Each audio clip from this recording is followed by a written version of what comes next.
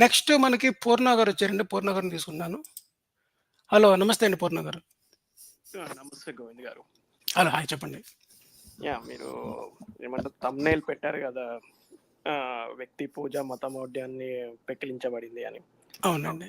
మన దేశాల్లో వ్యక్తులు మారుతారు కానీ పూజలేం మారవండి. హ్మ్. మోడీ కాకపోతే ఇంకో యోగి, యోగి కాకపోతే మోడీ. వాళ్ళు అది ఎప్పటికప్పుడు అది చాలా కరెక్ట్ అండి మీరు చెప్పింది. ఎందుకంటే నేను 'నిత్యానంద' విషయంలో చూసాను. 'నిత్యానంద' విషయంలోని 'అయిపోయాడు రా' అప్పుడు ఎవరో ఆమె పేరేంటి యాక్టర్ పేరు రజినియా ఎవరో ఒక ఆమె ఉండేదండి. ఆమె యాక్టర్‌తోని ఆల్రెడీ వీడియోస్ బయటకొచ్చినాయి గదా! హ్మ్. ఆహ్, హ్మ్. ఆ తర్వాత పోయాడు ఇంకా ఒక స్వామీజీ పోయాడనుకున్నాం. కానీ మనం మీరన్నట్టుగా ఒక స్వామీజీ పోతే ఇంకో స్వామీజీ వస్తాడన్నది కరెక్టే. కానీ ఈ కేసులో ఏమైందంటే అదే స్వామీజీ మళ్ళీ వచ్చాడు. అంటే మన వైపు ఈ వ్యక్తి పూజ అన్నది ఎలా బిల్ట్ ఇన్ అయిపోయిందంటే ఇంతకుముందు నేను సమీర్ గారికి ఒక ఆన్సర్ కరెక్ట్‌గా చేయలేదు. మనం ఎవరికి భయపడాలండి? ఈ యంగ్‌స్టర్స్‌కా? ఈ భాస్కర్ రాజుకా? అంటే నిజంగా చెప్పాలంటే భాస్కర్ రాజు లాంటోళ్ళు కూడా భయపడాలి. ఎందుకంటే ఇలాంటి పూజలని, ఇటువంటి వాళ్ళని ఈ ఒక ఒక ఫ్యాక్టరీలోని మనకి ఈ కొన్ని రోబోస్ తయారవుతున్నాయనుకోండి. అవి మాల్ హ్మ్. ఫంక్షన్ రోబోస్ అనుకోండి. మనం డెస్ట్రాయ్ చేయాల్సింది ఫ్యాక్టరీని. ఆ రోబోని కాదు. కరెక్ట్. కరెక్ట్. ఈ మెంటాలిటీని మనం డిస్ట్రాయ్ చేయనంత కాలం ఎవడో ఒక కల్ట్ అయితే వస్తూనే ఉంటుందండి. ఇదేమి ఈ ఎలక్షన్ తోటి ఒక్కదానితోటి ఇదేమి అంతమించిపోయేదేం కాదు. ఎందుకంటే మీరు ఒకసారి మన కంట్రీ మొత్తం చూస్తే ప్రాంతీయ పార్టీలన్నీ వ్యక్తి పూజ బేసిస్ మీదే నడుస్తున్నాయి. అందులో ఇంకేం వేరే ఏం ఉండదు. నేనింకా 40 రోజులుగా నేను అసలు ఇన్‌స్టాగ్రామ్‌లో ఈ వీడియోలు చూడలేక చచ్చిపోయాను. నేను ఎలక్షన్స్ అయిపోయినంక దాని నుంచి విముక్తి వచ్చిందని ఒక ఆనందం ఉండే నాకు. అవునండి. చాలా హ్యాపీ మీరు చాలామంది ఏమంటున్నారంటే, చూడండి వాళ్ళు స్వీట్లు పెట్టి సెలబ్రేట్ చేసుకుంటున్నారని చెప్పాడు గదా! ఎవరో హ్మ్. 'భాస్కర్ రాజు.' వాళ్ళు స్వీట్లు పెట్టి సెలబ్రేట్ చేసుకోవడానికి కారణం ఏంటంటే, ఇది ఇది ఈ ఈ ఎలక్షన్‌లోని ఇంత ప్రెషర్ ఉన్నప్పుడు మనం గెలవాల్సింది ప్రభుత్వాన్ని మనం అంటే ప్రజాస్వామ్యం. గెలవాల్సింది ప్రభుత్వాన్ని ఇంకొక ప్రభుత్వ అధికారంలోకి తీసుకురావడం కాదు. ఉన్న ప్రభుత్వానికి వాయిస్ లేకుండా చేయడము, ఉన్న ప్రభుత్వము ఈ మిగతా పార్టీల మీద డిపెండ్ అయ్యేలా చేయడం. ఇప్పుడు ఏకఛత్రాధిపత్యం నుంచి ఒక కిందకి దిగాం గదా మనం. హ్మ్. హ్మ్. అంటే అంటే that is the first goal. ఇప్పుడు మిరకిల్స్ జరగవు కదండీ! ఎందుకంటే అదే. అదే. మిరకిల్స్ జరగాలంటే మన చేతిలో క్యాష్ ఉండాలి. ఇట్స్ మన ఎ స్లో చేతిలో మీడియా ప్రాసెస్ ఉండాలి. అండి. ఎందుకంటే బీజేపీకి 30% ఓటు బ్యాంక్ దాటింది గాబట్టికి అది హ్మ్. దాని కిందికి రావాలంటే అది ఒక్క ఎలక్షన్స్‌తో it's a long process. But it's a one step right in the direction అని నేను అనుకుంటున్నాను. కరెక్ట్. ఇప్పుడు ఉత్తరప్రదేశ్‌లో జరిగిన దానికి అక్కడేం డబ్బులేం ఖర్చు పెట్టి మీడియా ప్రచారం చేసి అక్కడికెళ్ళిపోయి ఏం జరగలేదు కదా! అక్కడ ప్రజల్లో ఉన్న మైండ్ సెట్ ఏంటో అక్కడ రిఫ్లెక్ట్ అయింది. నాకు తెలిసి ఉత్తరప్రదేశే వాళ్ళని 270 రాకుండా డెంట్ చేసింది ఉత్తరప్రదేశ్ ఒకటి. ఉత్తరప్రదేశ్. హ్మ్. కరెక్ట్. ఇంకోటి గుర్తుపెట్టుకోండి.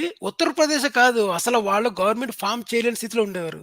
మీకు ఒడిస్సాలోని అక్కడ వాళ్ళకి అనుకోని సారీ ఒడిస్సాలో అక్కడ అనుకోని ప్లేసుల్లో వాళ్ళు ఏడైతే లాస్ అయ్యారో కొత్త గెయిన్స్ కొన్నొచ్చాయి ఒడిషా కొత్త ఒకటి. గేమ్స్ వచ్చినియి.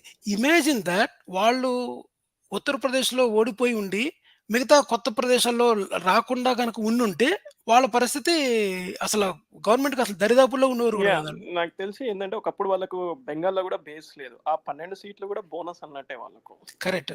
సో, 2 జరిగినాయనమాట. ఒకటేంటి ఎడిషనల్ వల్ల వీళ్ళు చూసి ఆల్‌మోస్ట్ వచ్చేసాంరా, మేము గెలిసారు అంటారు. చూడండి హ్మ్. గెలవడము, గవర్నమెంట్ ఫార్మ్ చేయడము అన్నది క్రైటీరియా కానే కాదు. నువ్వు ఫార్మ్ చేసే గవర్నమెంట్‌లో నీ స్థాయి ఏంటి? నీ వాయిస్ ఏంటి? ఇదివరకులాగా నువ్వు ఏది హ్మ్. చప్ప నుంచి ఛాతీ యేసుకొని అలా విరగదీసుకొని 'మన్ కీ బాత్‌లోనే మాట్లాడతాను. నేను ప్రెస్ కాన్ఫరెన్స్‌నివ్వాలి' అంటే లేదు. నెక్స్ట్ ఎజెండా అది. నెక్స్ట్ ఓపెన్ ప్రెస్ కాన్ఫరెన్స్‌కి ఓపెన్ ప్రెస్ రావాలి. రావాలి. నిజంగా ఆయనకు కొంచెమన్నా ఏమంటాం మోరల్ స్టేచర్ ఉంటే he has to resign and give chance to someone else. ఎందుకంటే it's a referendum against him కదా! వాళ్ళే పెట్టుకున్నారండి. ఇప్పుడు పలానా పోస్ట్‌కి 10థ్ పాస్ అని పెట్టుకున్నారనుకోండి. 10థ్ పాస్ అయిన క్యాండిడేటే ఆ పోస్ట్‌కి రావాలి గదా! అలాగే పలానా దానికి ఏజ్ లిమిట్ 75 ఇయర్స్ అని పెట్టుకున్నారనుకోండి. హ్మ్. 75 ఇయర్స్ ఇతనికి కూడా వచ్చేస్తున్నాయి కదా! ఇప్పుడు ఇతను కూడా తప్పుకోవాలి. అప్పుడు మన అద్వానీని వాళ్ళని అందరిని ఎందుకు పక్కన పెట్టారు? ఏజ్ చూపించే పక్కన పెట్టారు కదా! హ్మ్. హ్మ్. అదే హ్మ్. ఏజ్ ఇతనికి వస్తుంది. ఇప్పుడు ఇతను కూడా పక్క తప్పుకోవాలి. ఇంకోటి మీరు ఇందాక నంబర్స్ అంటున్నారు గదా! ఇప్పుడు వీళ్ళకి 234 ఏమో ఉన్నాయి బీజేపీకి. అవును. వీళ్ళు కనుక మోడీని తీసేసి ఆ ప్లేస్‌లో ఈ రాజ్‌నాథ్ సింగ్‌నో, గడ్కరీనో గడ్కరీ పెట్టుంటే అండి. గట్ గడ్కరీ గనుక పెడితే ఈ ఇండియాలో రాజ్‌నాథ్ ఉండే సింగ్ ఆ! పార్ట్నర్స్ కూడా అటు జంప్ అయ్యే ఛాన్స్ కూడా ఉంటది. ఎగ్జాంపుల్ ఆ! నేను నిన్న లెక్కలేసినప్పుడు పాజిబుల్ పార్టీస్‌లో ఉన్నవాళ్ళు, అంతకుముందు బలవంతంగా ఇందులోకి లాగబడిన వాళ్ళు మీకు చెప్పాను కదా! బి ఎన్‌డీఏ, బీజేపీ, మోడీ, మన అమిత్ షా వాళ్ళ స్ట్రాటజీ ఏంటంటే, అవతల వాళ్ళు ఎక్కడైతే అవినీతిలో ఉన్నారో, కరప్షన్ వాళ్ళందరినీ తిరిగి వీళ్ళ దాంట్లో బలవంతంగా జాయిన్ చేస్తున్నారు చూసారా? నేను ఒక స్లైడ్ పెట్టినప్పుడు చూపించాను మీకు. హ్మ్. ఆ హ్మ్. హ్మ్. స్లైడ్. అటువంటి వాళ్ళందరూ ఇంటర్నల్‌గా తప్పనిసరిగా ఉన్నోళ్ళు చాలా మంది ఉన్నారన్నమాట ఇందులో అందరూ కూడా. ఓకే. ఈ పార్టీస్‌లో ఉన్నవాళ్ళు ఎవరైతే ఉన్నారో, ఈ పార్టీ ఇప్పుడు ఒక్కసారి గనక ఈ ఇండియా గవర్నమెంట్ ఫార్మ్ చేసిందని తెలిస్తే బయటికి చాలా మందొస్తారు. మీరు చూడండి 'మీ టూ' అనే మీకు ఒకటి క్యాంపెయిన్ స్టార్ట్ అయింది కదా! అప్పట్లోనే. హ్మ్. హ్మ్. 'మీ టూ' అనే క్యాంపెయిన్ స్టార్ట్ అయిన తర్వాతే నేను గూడా మీతో ఉన్నానని చెప్పేసి చాలా మంది బయటకొస్తారు కదా మీకు. కరెక్ట్. అహా! నేనన్నది వేరే పాయింట్ అండి. యాక్చువల్లీ ఏమంటున్నానంటే, ఈ నితిన్ గడ్కరీ గనుక ప్రైమ్ మినిస్టర్ క్యాండిడేట్ పెడితే, ఇండియా అలయన్స్‌లో నుంచి ఎన్‌డీఏకి జంప్ అయ్యే అలా క్యాండిడేట్స్ కూడా ఉన్నారు. ఓహ్! ఓహ్! మీరు అపోజిట్‌లో చెప్తున్నారా? ఆ! ఆ! ఓకే. ఓకే. ఆ! హ్మ్. ఆ! ఓకే. ఓకే. ఆహా! ఎందుకంటే ఉన్నారంటారా?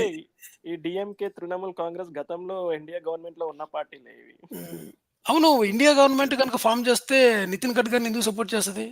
అహా! అహా! ఎన్‌డీఏలోనే ఆ! నేను వితిన్ బీజేపీలో గనక ఇక మోడీ పని అయిపోయింది. మనం ఒక మోడరేట్ పర్సన్ గనక ప్రైమ్ మినిస్టర్ చేద్దామని వితిన్ వాళ్ళ పార్టీలో రివోల్ట్ వస్తే, అప్పుడు వాళ్ళకి కొత్త పార్ట్నర్స్ వచ్చే ఛాన్స్ గూడా లేకపోలేదు గదా! ఉంది. ఉంది. నేను బీజేపీకి వ్యతిరేకం కాదండి. ఇప్పుడు హ్మ్. బీజేపీలోని మన వాజ్పేయి గారుంటే మనం సపోర్ట్ చేస్తామా? చేయమా? అదే. అదే. నేననేది మనం బీజేపీకి వ్యతిరేకం కాదు. మనం మోడీ ఈ గారు, మోడీ, అమిత్ షా షా గారు వాళ్ళు యొక్క చేసే పాలిటిక్స్‌కి వ్యతిరేకం. హ్మ్. ఇప్పుడు కరెక్ట్. నితిన్ గడ్కరీ గారొచ్చేసి బీజేపీ గనక మళ్ళీ పూర్వ బీజేపీ మన ఎవరో మనకి పోఖ్రాన్‌లో మన ఏంటి అటామిక్ టెస్టులు చేసిన మన వాజ్పేయి గారు గాని, లాంటి బీజేపీ లీడర్‌కి మనకేం అభ్యంతరం లేదు కదా! యాహ్! మత రాజకీయాలు జరపకూడదన్నదే మన ప్రధానమైన అభియోగం. కరెక్ట్. కరెక్ట్. కరెక్ట్. అంటే so, I'm okay with that. హ్మ్. ఎవరన్నా సరే ఇప్పుడు ఏ పార్టీలో రాజకీయాల్లో ఎవరన్నా ఉంటారండి. వాళ్ళ మెయిన్ ఎజెండా ఏంటి అని. అంధభక్తుల్ని మాత్రమే అంధభక్తులుగా ఇంకా ఉంచి మనం హ్మ్. మనం కంటిన్యూగా దేశాన్ని ఏకచక్రాధిపత్యంగా వెళ్దాము. అది హ్మ్. అట్ ద సేమ్ టైమ్ మీడియాని మొత్తం కంట్రోల్‌లో పెట్టుకొని మనం ఏం చెప్పిందే అదే న్యూస్ వాళ్ళు వింటారు. ఇప్పుడు మీకు ఉత్తర కొరియాలో కిమ్ ఉన్నాడు గదా!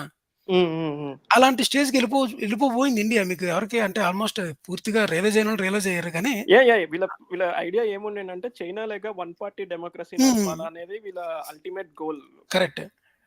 So, correct. వీళ్ళలో వీళ్ళ యొక్క సక్సెసర్స్‌ని నామినేట్ చేసుకొని దాని తర్వాత అలా చేసుకుంటా పోవాలనేది ఒక డ్రీమ్ థాట్ ఉండింది వీళ్ళకు. కరెక్ట్. మనకేమి లేదండి. బీజేపీలో మన వాజ్పేయి గారున్నప్పుడు ఎలాంటి గవర్నమెంట్ అయితే రాలేదో అలాంటి గవర్నమెంట్ చేస్తే వీరు వెల్కమ్. మనకి ఇండియా పార్టీ గవర్నమెంట్ ఏర్పాటు చేసినా పర్లేదు. ఎన్‌డీఏ పార్టీ ఏర్పాటు చేసినా పర్లేదు. ఈ వ్యక్తి పూజ అని పెట్టింది అందుకు. ఇక్కడ వ్యక్తులే చాలామంది ఏం చెప్తారంటే, ఎవరో చేసిన దానికి నువ్వు వ్యవస్థను మొత్తాన్ని వ్యతిరేకిస్తా అంటే అంటారు ఈ కదా! వ్యక్తి పూజకు కూడా ఒక రీజన్ ఏముంది అంటే నేను అబ్జర్వ్ చేసింది ఏందంటే, మీరు ఇందాక సీఎస్‌డీఎస్ టేబుల్ కూడా చూపించారు. అందులో అర్బన్ ఓటర్స్ ఎక్కువ బీజేపీ సైడ్ టిల్ట్ అయ్యారు. హ్మ్. ఈ అర్బన్ ఓటర్స్‌కి ఏంది they are not beneficiaries of any government scheme. వాళ్ళు ఇంట్లో కూర్చొని వీకెండ్ న్యూస్ చూసే టైప్ కదా! సో, అవును. వాళ్ళకి అల్టిమేట్ ఏంటిది ఈ సెల్ఫ్ ఎస్టీమ్ ఐడెంటిటీ. ఈ ఐడెంటిటీ, సెల్ఫ్ ఎస్టీమ్ పాలిటిక్స్ అనేవి ఈ అర్బన్ ఓటర్స్‌ని ఎక్కువ టార్గెట్ అయితున్నాయండి.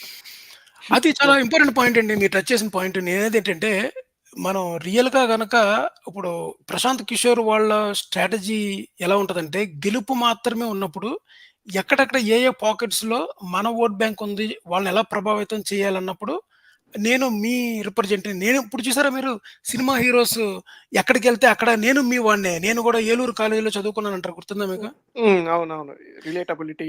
ఈల్ అది ఫార్మ్ అయింది. ఏది హ్మ్. మోడీ గారితోని, బీజేపీతోని, హిందుత్వ పాలిటిక్స్‌తోని ఆ రిలేషన్ ఫార్మ్ అయిందనమాట. అందువల్ల యాహ్! దాన్ని బ్రేక్ చేయాలి ఫస్ట్. స్ట్రాటజీ అంటే. ఆ హ్మ్. రిలేషన్ గనక బ్రేక్ చేసి, మనకి కావాల్సింది మనకి రిటైర్మెంట్ అయిపోయింది. పిల్లలేమో ఎక్కడో చదువుకుంటున్నారు, ఉద్యోగం చేసుకుంటున్నారు. నేను ధర్మానికి ఏదన్నా చేయాలి. అమ్మో! ఈ హ్మ్. పూజలు, పునస్కారాలు, ఈ మన యొక్క ఆచార వ్యవహారాలు, ఈ దీపావళి లేకపోతే ఇంకా మీరు సరంజామా మన రామాయణ, మహాభారతాలు, ఈ ప్రవచనాలు, ఈ గుడులు ఇవన్నీ పోతే ఏమైపోద్ది దేశం? అమ్మో! నేను ఒప్పుకోను.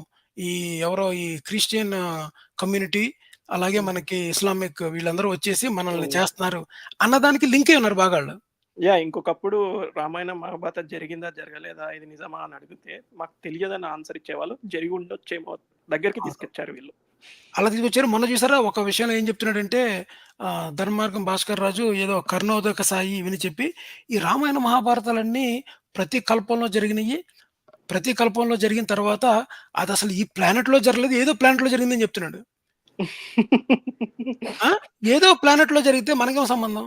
మన బట్ పక్కన ఇక్కడ జరిగిన 'జలియన్ వాలా బాగ్‌కే' మనం కనెక్ట్ అవ్వలేకపోతున్నాం గదా! మొన్న కరెక్టే. జరిగిన మణిపూర్ ఎందుకు 'జలియన్ వాలా బాగ్' తీశాను. మొన్న అవును. జరిగిన మణిపూర్‌కే కనెక్ట్ అవ్వని మనము, ఎక్కడో ఏదో ప్లానెట్‌లో ఏదో యూనివర్సిటీలో జరిగిన రామాయణానికి మనకేంటి సంబంధం? కరెక్ట్. అది అది అది ఐ అగ్రీ అండి.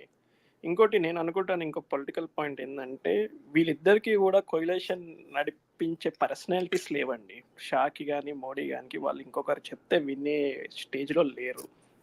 సో, నేనేమనుకుంటున్నానంటే వీళ్ళు ఈ గవర్నమెంట్‌ని 1, 2 ఇయర్స్ కంటే ఎక్కువ నడపరేమో. ఏదో ఒక మళ్ళా ఇంకేదో ఈ బాల్‌కోటో, ఇంకోటేదో పెట్టి మిడ్ టర్మ్స్‌కెళ్తారేమో అని నేను అనుకుంటున్నా. మిడ్ టర్మ్స్ గనుకెళ్తే ఈసారి పూర్తిగా ములుగుతారండి. హ్మ్. నేను అనేదేంటంటే మనం చేయాల్సిన పనేంటంటే ఈ 2 సంవత్సరాల్లో గనక మాకు ఫుల్ మెజారిటీ వచ్చేదాకా మేము గవర్నమెంట్ ఎన్ని సార్లన్నా క్యాన్సెల్ చేస్తాం అన్నప్పుడు, ఈలోగా ఈ ఉత్తరప్రదేశ్‌లో జరిగిందేంటి? ఈ ఆకలి కేకలు ఏవైతే ఉన్నాయో, నిరుద్యోగం యొక్క యువత యొక్క వాయిస్ ఏదైతే ఉందో, దీన్ని ఇండిపెండెంట్ ఛానెల్స్, మెయిన్ మీడియాలో గూడా ఈ రిప్రజెంటేషన్ ఉండాలనమాట. ఉండి జనాల్ని రీచ్ అవ్వగలిగితే మిడ్ అంటే టర్మ్ ఎలక్షన్ వచ్చినా గెలవరని నా అభిప్రాయం. చెప్పండి మీరు. ఇండియా అలయన్స్ గనుక గవర్నమెంట్ ఫార్మ్ అయితుందని తెలిస్తే, ఈ మెయిన్ స్ట్రీమ్ మీడియా అంతా ఓవర్‌నైట్ లిబరల్ అయిపోతదండి. హ్మ్. నాకు అందులో డౌట్ ఏం లేదు. లే కరెక్ట్. నేననేదేంటంటేనంటే నా మెయిన్ ఆకాంక్ష ఏంటంటే, ఒక్కసారి other than NDA government. India అంటే ఆళ్ళకేదో బూతులాగా వినిపిస్తుందిప్పుడు. ఇండియా పార్టీ హ్మ్. అంటే. అందుకే కొంతమంది ఈ ధర్మరక్షక ఛానెల్ ఇండియా లోని ఏ గూడా రాయకుండా ఇండి అని రాస్తున్నారు. వాళ్ళకి ఎంత కండకావరం అంటే ఇండియా పూర్తిగా పలకలేకపోతున్నారాళ్ళు. హ్మ్. ఓకే. హ్మ్. హ్మ్. అటువంటి కుచిత బుద్ధితో ఉన్న ఒక పార్టీ పేరుని పలకడంలో ఏముందండి? ఇప్పుడు ఆ పార్టీ పేరు శ్రీరామ్ అయితే నేను పలకనా? పలుకుతాం కదా మనం. హుహు. ఓకే. అంత కుళ్ళు బుద్ధనమాట ఆళ్ళకి. ఆళ్ళేం జేస్తున్నారంటే, నేను చెప్పాల్సిన పాయింట్ ఏంటంటే, ఇండియా పార్టీ గనకొస్తే 10 సంవత్సరాల్లో జరిగిన స్కామ్‌లేంటో బయటకొస్తాయండి. ఇప్పుడు వరకు కరెక్ట్. ఒక్క స్కాము జరగలేదంటున్నారు కాదు. ఏ గవర్నమెంట్‌లోనే స్కామ్‌లుంటాయి. ఇప్పుడు జగన్ గవర్నమెంట్‌లో ఎన్ని స్కామ్‌లున్నాయన్న విషయం మీకు రేపటి నుంచి రోజుకొటొస్తది. కరెక్ట్. నెలకోటొస్తది. కరెక్ట్. ఓకే. ఇంకా మీకు రోజు కేసుల మీద కేసులనమాట. ఓకే. హ్మ్. అది we know that what happened. అలాగే 10 సంవత్సరాల్లో ఎన్‌డీఏ గవర్నమెంట్‌లో జరిగిన విషయాలు బయటికి రావాలంటే, ఒక్కసారన్నా సరే, కనీసం 2 సంవత్సరాలన్నా సరే, ఇండియా గవర్నమెంట్ గనక గవర్నమెంట్ ఫార్మ్ చేయగలిగితే, మీరన్నట్టుగా అటు ఇటు షిప్‌మెంట్‌లు జరిగినా, ముందు హ్మ్. ఈ ప్రోబ్ గనక చేయగలిగితే, ఇప్పుడు రాహుల్ గాంధీ గారు చూడండి, స్టాక్ మార్కెట్‌లో ప్రోబ్ ఆహ్, జరపమని అడిగారు కదా! రాహుల్ ఆహ్, గాంధీ గాదండి. వీళ్ళ బీజేపీ లీడర్ సుబ్రహ్మణ్యన్ స్వామి అన్నాడు. రైట్. Very good. హ్మ్. హ్మ్. ఇప్పుడు ఒక్కసారి గనక ఇండియా గవర్నమెంట్ గనక చేస్తే నేనిందాక మీ టూ అన్నది నేనెందుకు పట్టుకొచ్చానంటే, ఒకళ్ళు గనక జెండా పట్టుకొని ముందు గనక నడవగలిగితే, అతని ఎనకాల నడిచేవాళ్ళు చాలా మందుంటారు. యాహ్! ఈవెన్ ఇది ఎగ్జిట్ పోల్స్‌కి మనీ ఏడ్నుంచొచ్చినాయి అనేది గూడా ట్రాక్ చేస్తే అవును. ఐ థింక్ ఎందుకంటే మెయిన్ ఈ ఎలక్ట్రల్ బాండ్స్ అండి. ఎలక్ట్రల్ హ్మ్. బాండ్స్‌లో అసలేం జరిగింది? తర్వాతేమో మనకి అదేంటి హిండస్‌బర్గ్ రిపోర్ట్ ఇచ్చినప్పుడు యాక్షన్ ఎందుకు తీసుకోలేదు? మణిపూర్‌లో ఏం జరిగింది? అసలు కేజ్రీవాల్‌ని ఎందుకు అరెస్ట్ చేశారు? హ్మ్. చాలా ఉన్నాయి ఇంకా మీరు 5Gలో ఏం జరిగింది? తర్వాతేమో మనకి ఈ కాంట్రాక్ట్‌లన్నీ చేకూరుతున్న ఎయిర్‌పోర్ట్ కాంట్రాక్ట్స్ అదానికి ఇచ్చారు కదా! హుహు. అక్కడేం జరిగింది? అలాగే డిఫెన్స్ కాంట్రాక్ట్స్ అసలు డిఫెన్స్‌లో ఏమాత్రం ఆహ్, అనుభవం లేని ఈ కంపెనీలకి ఎందుకిచ్చారు? చాలా యాహ్! ఉన్నాయి గదా! యాహ్! కరోనా టైమ్‌లో ఏం జరిగింది? పీఎం ఫండ్ ఏమైంది? అంటే పీఎం ఇప్పుడు ఫండ్ ఉంది గదా!